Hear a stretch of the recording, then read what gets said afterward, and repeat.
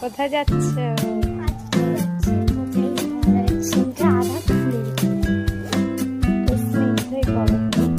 তারপরে এখন কোথায় যাচ্ছ?